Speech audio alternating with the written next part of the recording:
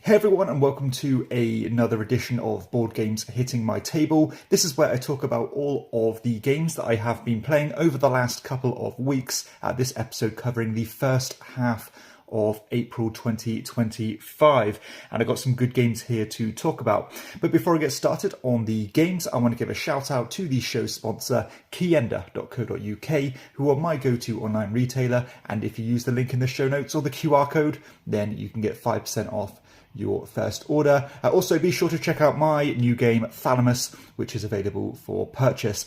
But let's get cracking with one of the big hitters of the bunch, Pulsar 2849. So at this point, definitely my favourite Vladimir Suki game. We played this one at 3 players, and it's always interesting to see the different paths the players go down. I went for a very Gyrodine focused strategy, by getting these kind of ongoing points, like a ticking point almost.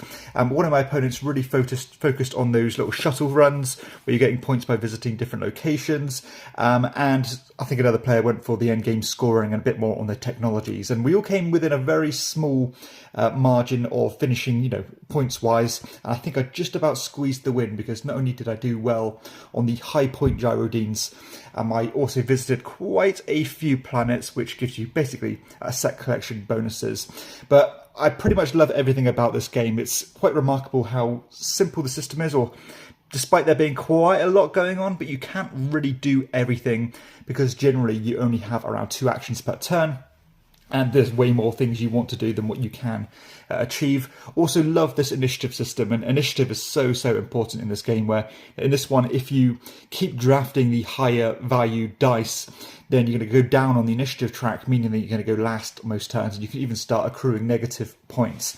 This is quite interesting how this one has kept its head above the water. Originally I was such a huge fan, I still am a fan, of Praga over this one, but this one has definitely overtaken that one since, because of the replayability and just the elegance of this brilliant dice-driven Euro. Quite a few 2-player games I've played. So we played, of course, a 2-player game of Caper Europe. This one has really held its own. I wasn't quite sure what to expect when I bought this one, but it's such a wonderfully implemented tug-of-war game. And I love the way that you do not have to focus 100% on the tug-of-war. You can kind of go on combo building with your cards instead. You're drafting these little thieves, assigning them to one of these little heist locations, and then pimping them up with all this special gear to give you benefits. I think I walked away with the win on this one, and we played on the I can't remember, I think it was the London set for the first time. I normally play the same ones, but I opened the London pack, which adds a few rogue cards in. And I think the twist on the London set was that you can end up like laundering the money, so the actual money pool becomes thinner and there's less coins in there to play with, but they can end up being end game points, which is quite interesting, considering the game is so tight on money anyway. But I still love this one. This one's going to stay in the collection long term for sure. A game I'm terrible at now with Donuts. I played a couple of quick games of Donuts by Bruno Cathala. This one, abstract strategy game, tried to line up 5 donuts in a row, but it works like opposite Othello, where instead of capturing pieces and flipping the ones in the middle, this one you go in the middle and flip the ones on the end. And it always seems to come back and bite me on the ass, because I can't really plan too well with this one. But it's really good. It's so elegantly fast. If you want, the box says 10 to 15 minutes. Sometimes you can play this one in 5 minutes, because it is so good. Turns are so lightning quick. But really good game, and happy to have this one. Classic 2-player game now. This is a game I am good at. This is Mandala. The original one. Recently I've been playing much more of the patterns, basically the sequel to Mandala. So nice to go back and visit the card game. And I think I had quite a strong game of this one. I kind of know what I'm doing with this, as you're using these cards to bid for these cards in the centre, and then the order you collect these cards in increases the points as you go. So the first set you collect is only 1 point, but the 6th set you collect is 6 points, and it's all about trying to get the right sets for you and stop your opponent from getting the sets you want. A brilliant take on the kind of set collection with some bidding mechanisms, and for 2 players it's just pretty much as good as a 2-player game is going to get. One of the OGs of my collection, we played a 2-player game of Battle Line with the classic poker variant by Rainer Knizia. This one, I used to play this one so much. You know, one of the most played games in my collection, and I was pretty formidable at this game, but recently, I think probably the last 10 games or so I've played it, I've completely fallen off track and on a horrible losing streak.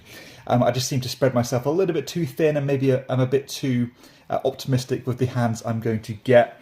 But if you want a classic, tense hand management and kind of poker variant, then Battle Line is a good one to go for. More modern filler now with Castle Combo. I played a 3-player game of this one just as a filler. Love this game, and this one's got to be around for a long time. I think in the board game zeitgeist, I think it's done really well. It's kind of hit that perfect blend of being familiar, but doing things in a bit more refined and polished way as you're building up this little 3x3 grid of cards, and all of them have their own unique scoring conditions, which will piggyback off each other. I can't remember the specifics. I think I had a bit of a rough time. I didn't do too well. I just couldn't get a money engine going, but still, this one I'd play anytime, anywhere. It is that good. More fillers then. Ario. This one, got this one last year at the UK Games Expo, and it's thoroughly earned its place in my collection, despite being quite brutal. And you're basically managing a tight hand of cards and playing them on one of these 4 recycling plants, which will not only give you points if you play a certain amount, but it'll also force you to pick up other cards that you might not want. And you have to keep your hand below a certain number, or they turn into negative points. I do quite well at this game, but again, I can't quite remember how the scoring went. But I should play that one more, really. Age of War. So it's been a long time since I've tabled Age of War. We played a 3-player game, which is probably not optimal. It's perfectly fine, but it's not optimal. Because I wanted to get this one to the table, get those old games played. This is a kind of Yahtzee variant where you are rolling these custom dice to try and conquer these temples. You have to do one roll at a time though, and if you're unsuccessful, then you take a die out of the pool, meaning that it's less likely for you to achieve the next one. But the twist on this game is that once somebody's won one of these cards, you can try and win it off them by rolling the same again, plus one of these little samurai logos or faces on the dice. So we had a super tense game of this one. I think we all came down within a few points of each other, and it all came down to who won that last card. And I think I just about stole it. So yeah, nice to get this to the table. And this one has kind of been on the edge of being cold, and I'm so glad I didn't, because this is one that I can see myself playing kind of forever, really. We play Gap, a massively overlooked game from the last couple of years. If you like your kind of smart and quirky little card games, Gap is a good one to go for. As you are basically building up runs of these cards, you're playing a card and it's going to show which card you get from the middle. Basically, if you play the same number, you get all of the same number. If you play a number and there's no matching number, but there's one above and below, you get those. But if none of those conditions take place, then you can just shed the card completely. But the scoring is pretty cool, as your highest column or your most numerous suits will be worth positive points, but your least numerous suits will be worth negative points. So if you get all of them even, then they're all positive points. So it's quite swingy, and it does come down to a bit of luck. But when the moves are pulled off and you manage to achieve what you want to, it's really satisfying, and it's also super quick. So again, if you want a good collection of small card games, then give Gap a look. And the same goes for the next one, which is Kabanga. This one's a little less cerebral. It's a bit more party atmosphere with this one. But we played it 3 players, and I think we played a couple of games back to back. This one, such a good time, and it's one of those kind of switch your brain off and just go through the cards styles of games as you're playing cards in these different columns or different rows. Each row has a unique colour. And as soon as you play a card, the gap between the 2 cards next to it, other players can shed the cards from their hand. So the bigger the gap, the bigger the risk.